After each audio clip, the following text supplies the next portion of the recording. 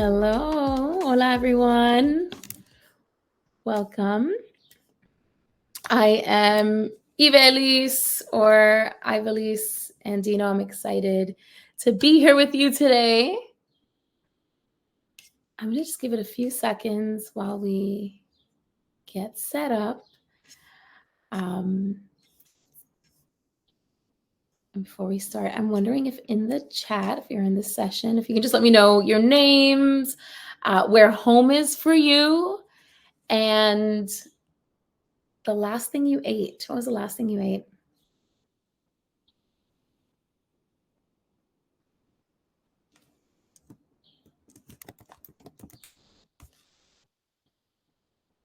I'm hoping this chat works.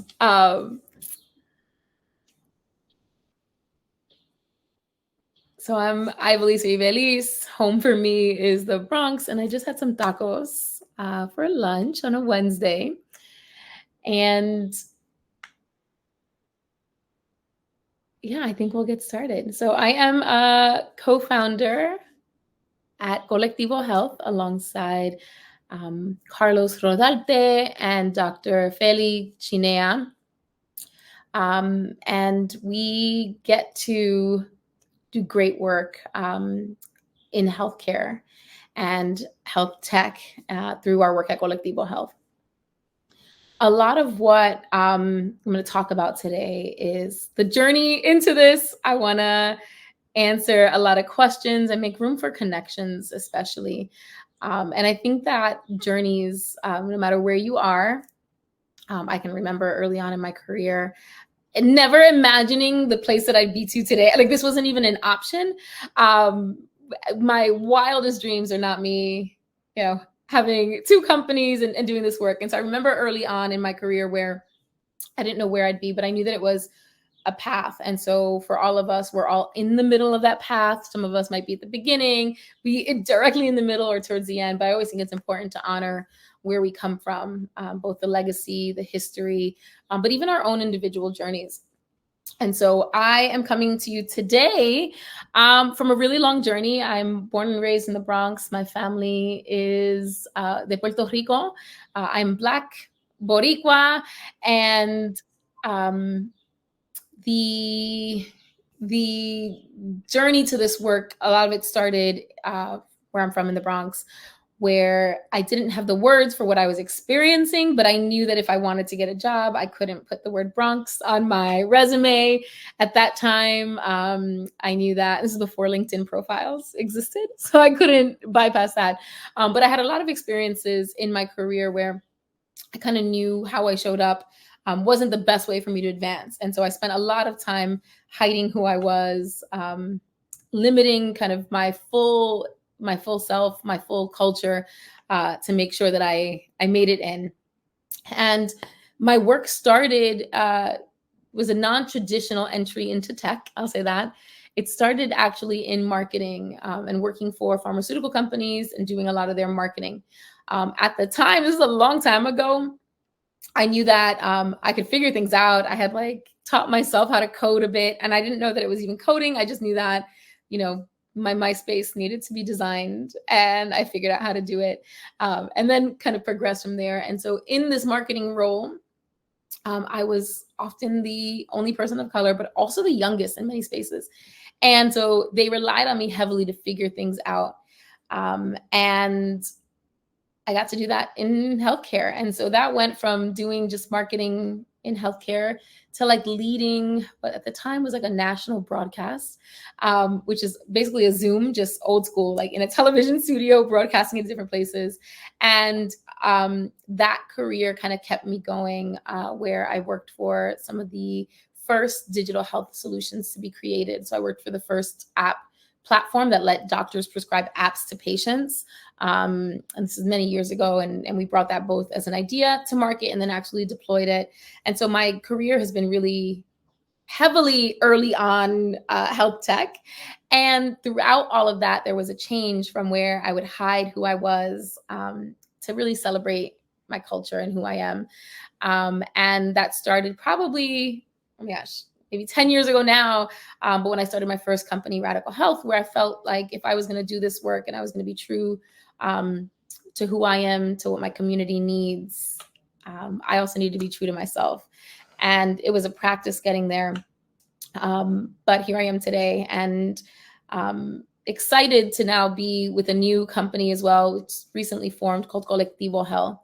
And at Colectivo, we really get to push and reimagine and center the Latina community in the future of health, in the future of what health and healthcare look like, but doing that through advising and consulting and looking at where capital is deployed, how it's deployed, how innovators and people who are founding companies are supported, but also how we work together to make sure that ultimately in tech and in health tech specifically, that our Latina communities are thought of, and not just thought of as an afterthought, but brought in, included in the conversation, in the decision making, so that ultimately we see not just better health outcomes, but this idea of colectivo, like the collective coming together, joint, unified, bridge building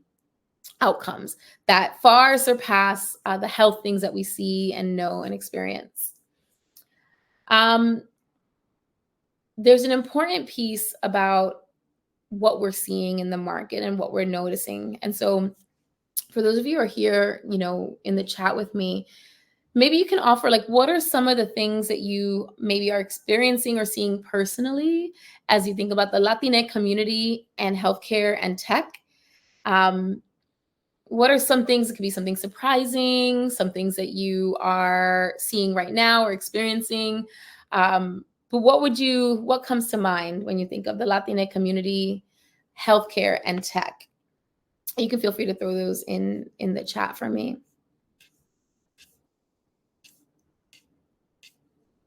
I should have warned that this is going to be a very interactive session, so hopefully you can join in.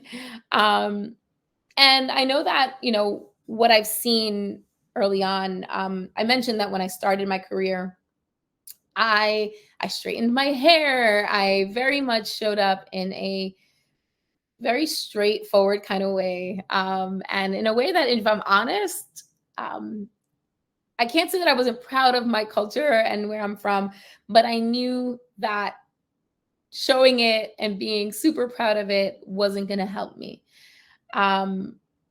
And I would say the same thing is true of how I experienced, healthcare and tech, never really feeling like what I was doing was going to be well received.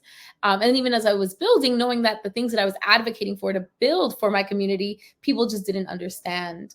And so when I think of the Latinx community, when I think of healthcare, when I think of tech, when I think of all these things, I often think of it as so much opportunity to build, to connect, so much opportunity that is so untapped. There's been a big shift, I'll say, in the healthcare community to focus specifically on Latina communities. There's a co-panel that I'm competing with right now with Zocalo Health and what they're doing to build solutions that are specifically for the Latina community, and basically creating primary care accessibility there. We know that building these companies, it's not just adding Spanish-speaking options. We know that Latinidad is complicated. And even the word Latine, Latinx, Hispanic, we all have different versions of how we would identify ourselves. And knowing that these things are not, it's not just simple enough to add in the Spanish language, y ya, and that's it, we're all together. We know that there's more. But what we're really seeing from a company's, from a landscape perspective, really is that both, I think globally, companies are adopting and recognizing the power within the Latinx community, recognizing the spending power, the movement power there. But especially in health, there's a recognizing that our communities are not only powerful and necessary, but that there's a lot to be done, and a lot of work to be done to make sure that the target demographic is being reached. And so there are some spaces around funding. There's a lot of excitement around making sure that founders who have great ideas, who are best suited to create solutions for the Latina community, that they're advanced, that they're funded, that they're supported. There are, I think other interesting ideas around where companies that may not be founded by Latina founders, may not have the insight, or even like may not have been built originally to support our communities, are wanting to and see an opening there. There's a lot of, I just think, overall support for these things, but also I'd say within the companies, and I don't know if a lot of you are in the same role, there is a lot of desire to connect. There is a huge desire to build, to share. I talk a lot about in my career being the only person of color in many spaces. And it was always nice when I saw someone across the room and I was like, oh, hey, we're here. But it was even more special when there was a lot of shared culture as well. And every now and again we'd find someone, and this probably happens to you all. You show up at the office or you show up at a conference and you're like, oh, wait, we're all here. And you start to organize and, oh, I'm joined by Carlos. Lovely. Hi. Hi, Evelise. Hi, everyone. Sorry for being a little bit late. I was having troubles logging on, but I'm here. Continue, please. Great. So we're just talking about how there's this desire and this need for connection. And this is like the perfect illustration of like, there'll be times that I go into a conference or into an office and it takes a little bit until you find someone and you're like, oh, we're here. And there's I know for me, a sense of relief, a sense of safety, a sense of solidarity that comes when you find someone who has a shared experience, lived experience. And so, in terms of the trends we're talking about that we're seeing, we're talking about, what companies are doing, but also I think internally, I think there's a desire now to not be the only person in the room, but really to share. And so, Carlos, I don't know if you want to share a little bit about kind of what you're seeing and add into that. Yeah, absolutely, Evelise. Thank you. I was able to hear your comments and your talk before logging on to video. And I want to underscore one part that I thought was, that really resonated with me, and I think it might resonate with a lot of people in the audience, which is really not seeing ourselves represented in society in the best possible light, and really operating from a position of deficit or otherness. And I think that one of the things that I really aspire to in this work at Colectivo and in our partnership and the work that we're doing in the community is to really put ourselves in the best possible light as the true innovators that we know we already are. And we don't need anyone's permission and acceptance. It's our story and it's our story to tell. And I think that so long, I mean, I grew up in California under Proposition 187, where like being brown meant you can be deported. And that's scary.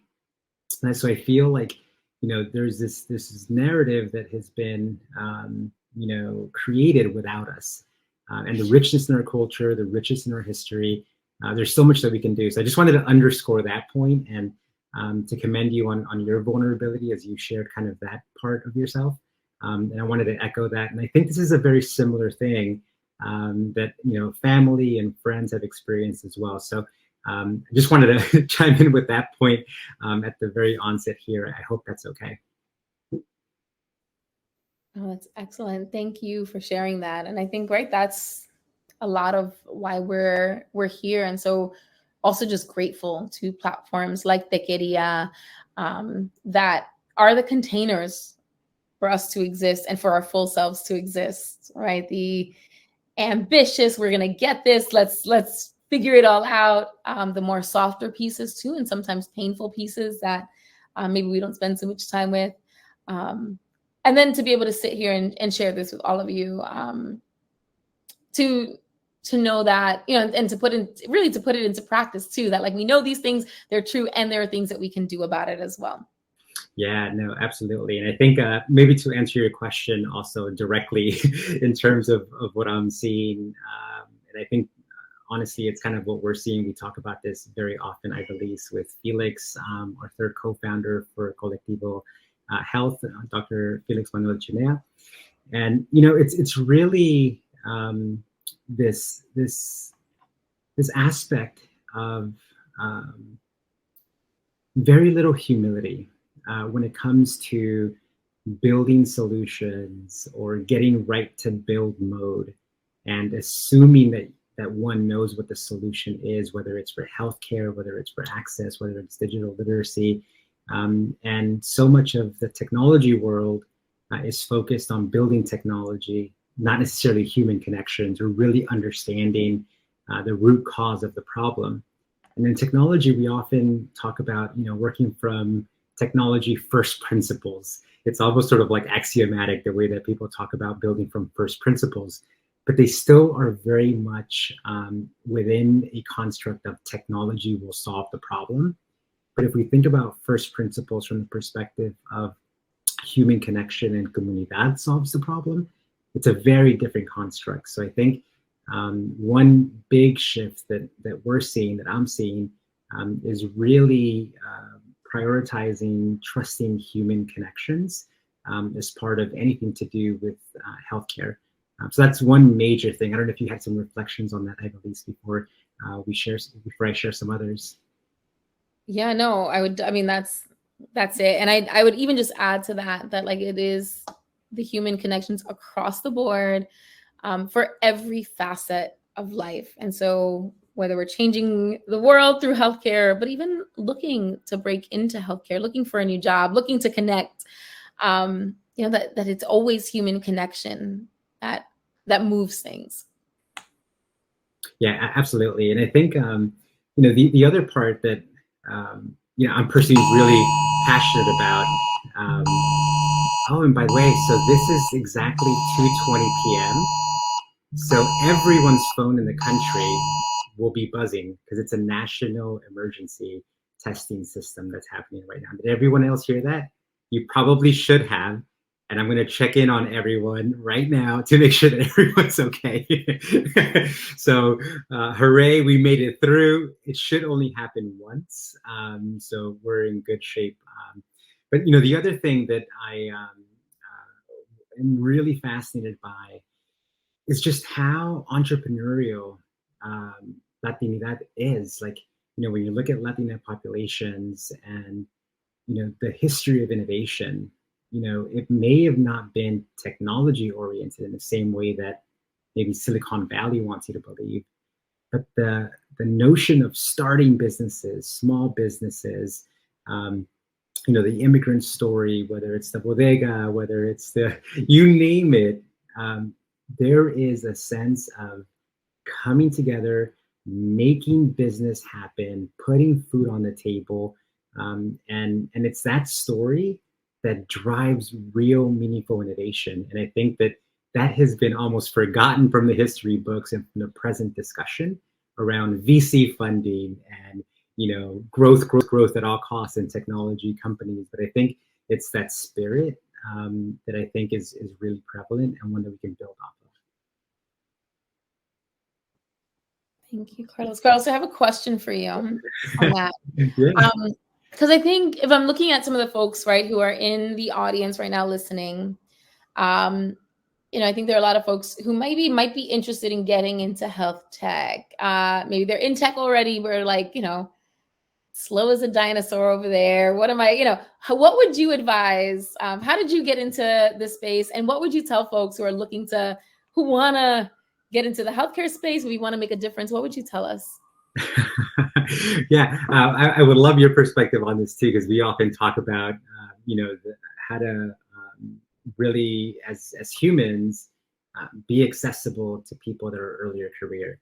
And I think everyone's journey is very different. And I think what I find is that often there are people that are coming from different walks of life those that maybe haven't been exposed to enough of the industry to know that it's a real possibility for them, and those that believe it is a possibility for them, but they don't really know how to walk through these doors or how to make those human connections. So I think my answer will vary slightly based on even just those two meta paths. But I think generally speaking, as you think about technology and healthcare, there is so much to be seduced by in terms of the industry of what success looks like, what growth looks like, a lot of underlying assumptions for the engagement models. And it's really easy to become enamored with technology and features and markets and pricing. My overriding recommendation to anyone that's here, that's considering a career in the digital health or health tech space, is to look at the culture, at the people, and the values of the organization. Because I think that will really tell you how they're going to build, how you're going to build with them, and look for organizations that are right out of the gate they have your best interest in mind.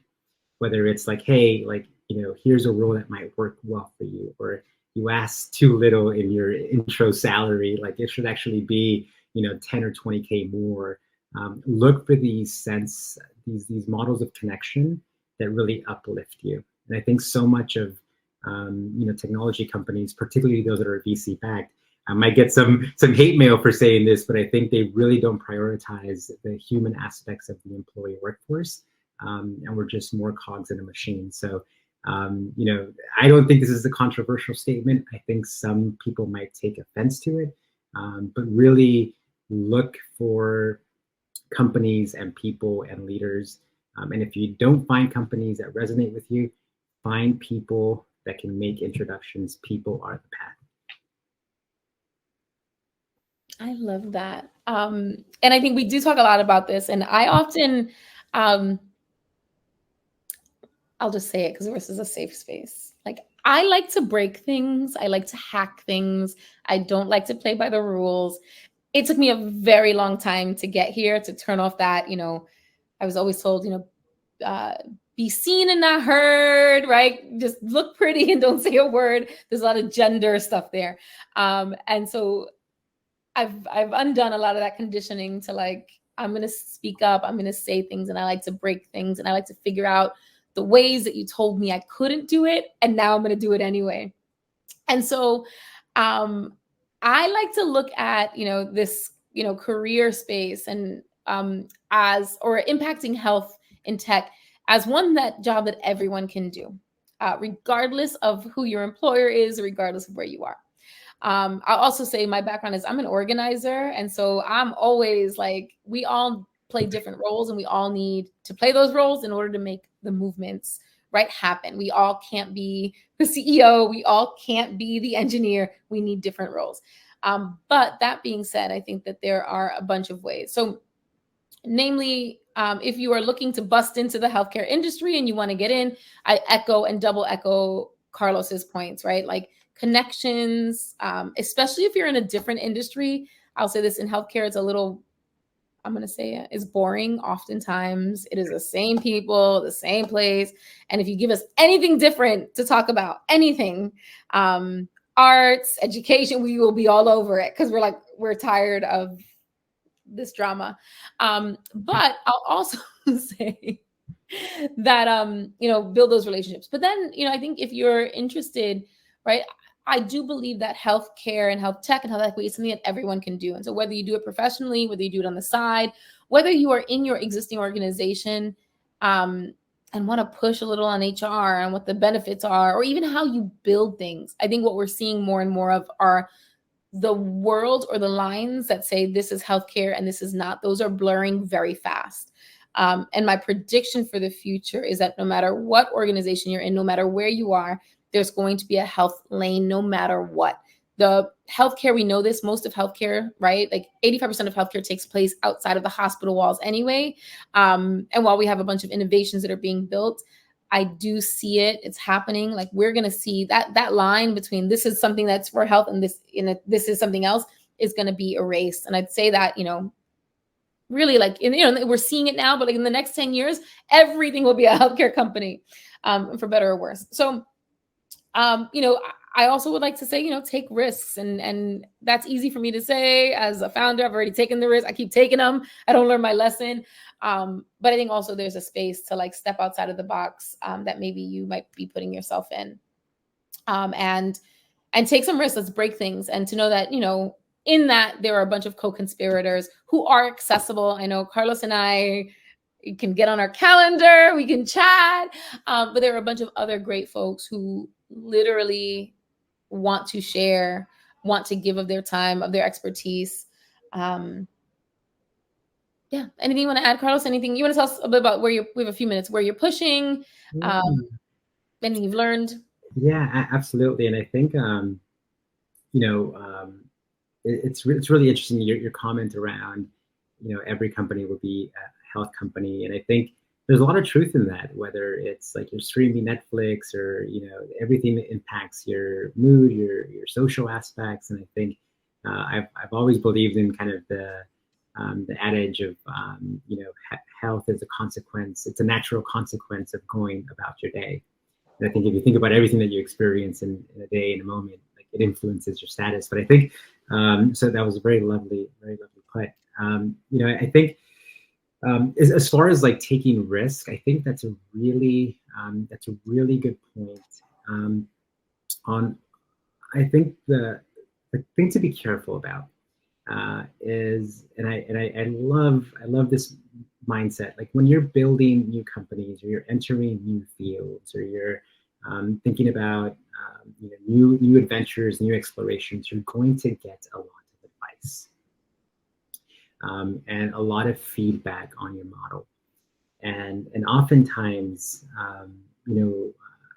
I myself took these things to heart, and I would say, oh, someone that's really smart said this, and sometimes I'm like, oh, like I want to be, like the correct one or the smart one, so I'm going to go counter current, and contrarian, and that feels good. And one of the things that I've learned is that it's okay to receive feedback, but there's one key question that I always ask people, and I've now made a practice of sharing this insight, is whenever anyone gives you advice or feedback, go back to them and ask them, what is it in your life or in your experience that's making you give that piece of feedback or advice or recommendation?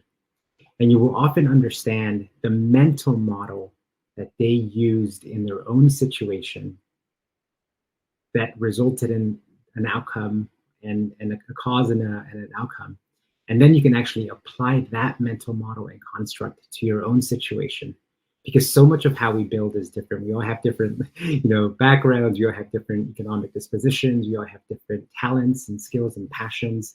And just really doing that double take and asking people, hey, why are you giving that? What is it that occurred in your life or your experience that is overriding, your recommendation? And you may actually realize that they're over-indexing on a couple of experiences that are not relevant to you. So it's a good way to pressure test, and build your own sense of judgment, as you kind of go off and build and take on more risk.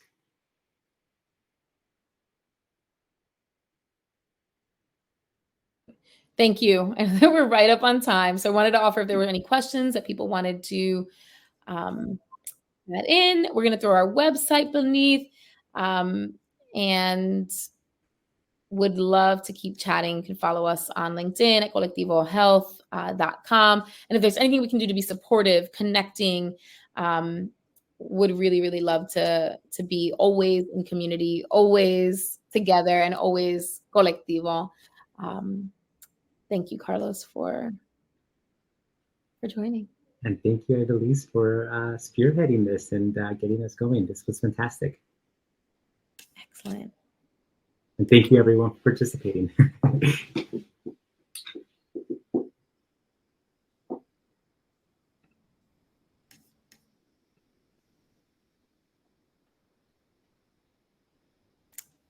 We don't know what happens next. I see the leave button, but I'm not sure if I should just click it. We're here to kiki. So if you guys have questions, we're just going to say. Wait, is this like are we like in the after party now? Like we made it past the Right. credits? Okay. We can take off our professional hats if you guys want to have it. The unplugged version happens now. Okay.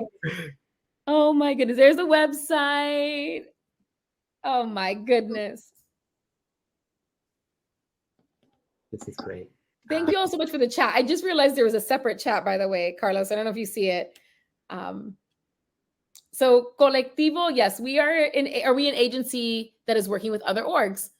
Carlos, you want to answer that? Yeah, absolutely. So we're a firm, we're a consulting practice that works largely with various other types of organizations, including healthcare foundations and philanthropic organizations that are looking to better understand the richness in the Latina experience and how culture influences health, to do more effective social impact work and grant making activities and all sorts of things. So yes, we're highly collaborative and have aspirations to actually make sure that as we work in community, that our very existence isn't used as an excuse to sow greater divisiveness and to take away funds and energy from kind of established community organizations that are doing some meaningful work. So our motto is one of a high degree of collaboration, given the name. But yes, partnerships are crucial to our model.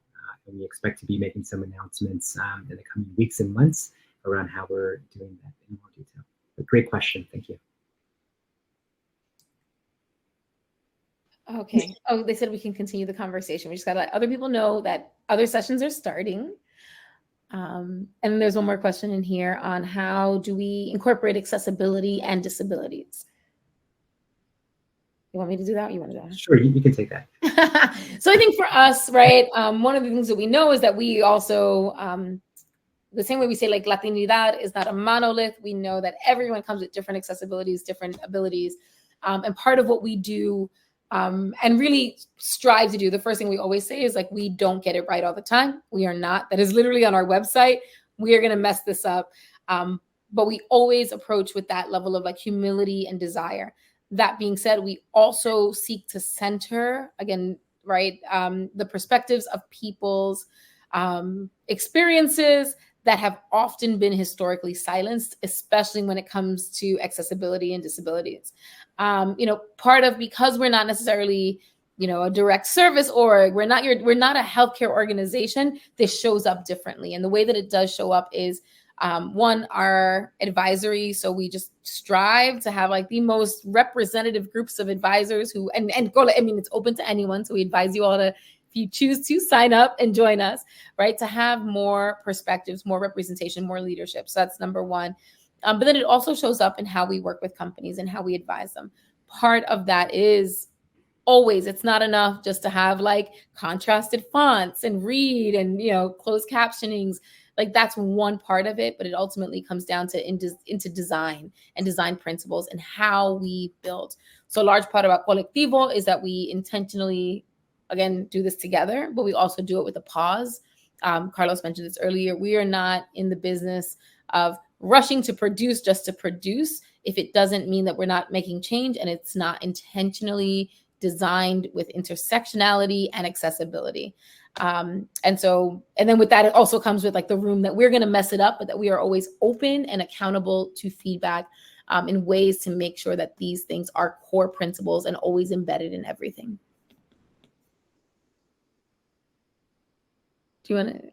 Yeah, that's great. And I think, there's a meta point there that I would raise, which is like even the way that we use labels and Latine and Latinidad, and it's meant to be reflective of a more inclusive model. But as we advance, we're not ignoring past labels, but we're also open to enhancing kind of the language that we use, as we advance kind of the collective mission here. So I just wanted to underscore that point.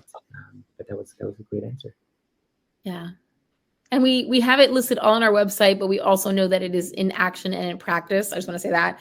So it is every time we do something, every site, like it is, we only get to do that, not just by saying it, but by practicing it and making it real. So yeah, hopefully we can keep moving.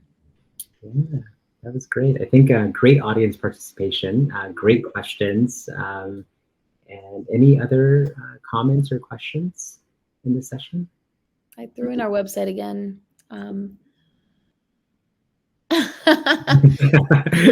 Go ahead, I believe in now. Cynthia wants to know about Radical Health and Veritas. Did I say I was pronouncing it? Yeah. Okay, good. Go ahead. My Spanish accent sometimes makes you want to call it Dios, and I know that that's not right. So,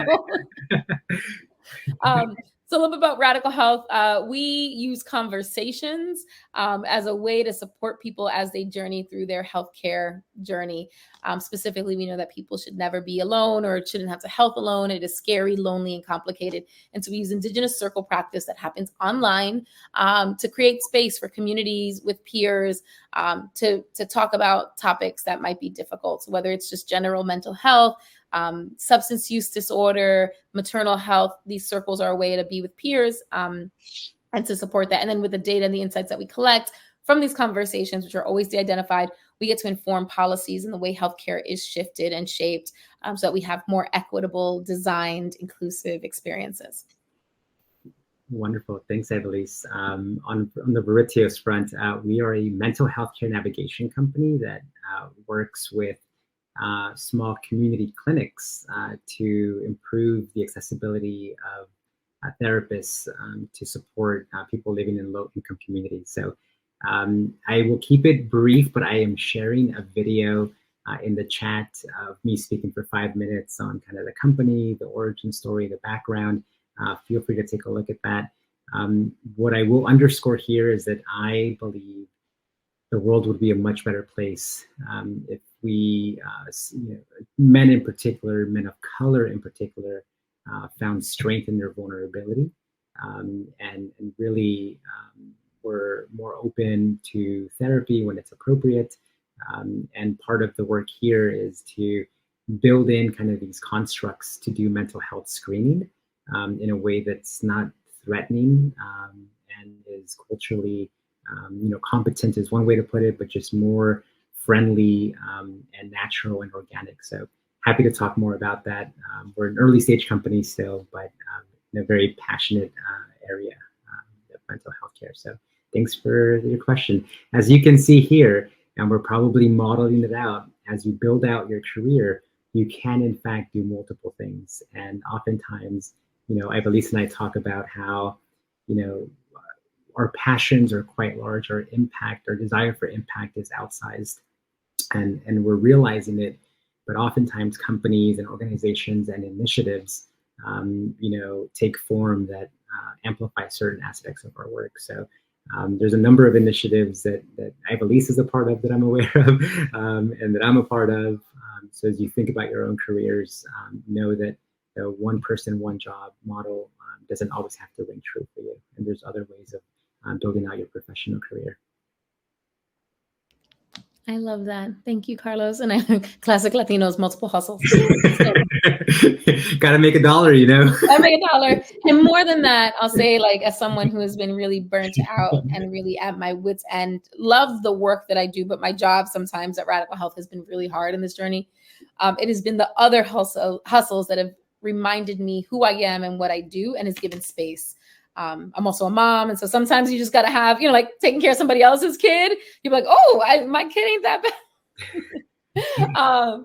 So just the rules that were set up are not the ones that we always have to follow. There's a lot of space and grace and community to push up against the edges and the boundaries. And so whether that's how many jobs you have, provided that you're resting, I just want to offer that caveat. Or the things that you choose to do. There's a lot of space for that. And always, it is like an honor to be here with Carlos, but to also to be here with all of you and to be in support of you all. Like, this is, truly what I wish I had when I was growing up. And so it's always beautiful to be here with y'all. Likewise, Evelise, always a pleasure. Reach out, everyone in the audience and whoever's watching after the fact. We're accessible. Thanks for the time. Thank you. Thanks, everyone.